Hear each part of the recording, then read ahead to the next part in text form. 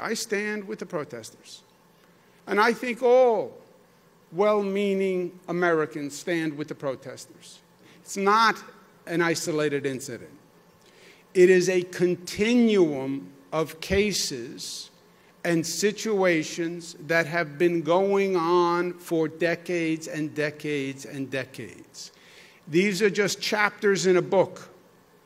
And the title of the book is Continuing Injustice and Inequality in America. And these are just chapters.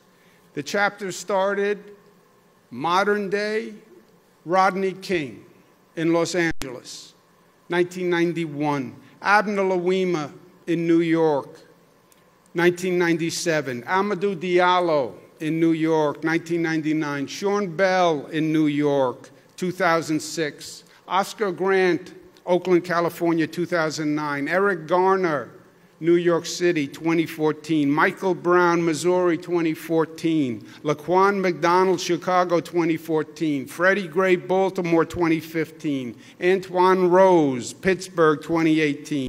Ahmaud Arbery in Georgia, 2020. Breonna Taylor in Kentucky, 2020. George Floyd in Minneapolis, 2020. That's why the outrage. That's why the frustration and the anger. It is not about one situation. It's about the same situation happening again and again and again and again. And seeing the same thing and not learning the lesson. And then it's that happening in a broader context and a broader circumstances, which is what's going on with the coronavirus, which affects and kills more minorities than anyone else. You look around this country and you look at the people who are dying of the coronavirus, it is disproportionate African American people. And it's just a continuing injustice, and that's the frustration and that's the protests. Nobody is sanctioning the arson and the burglaries, but the protesters and the anger and the fear and the frustration, yes, yes. And the demand is for justice.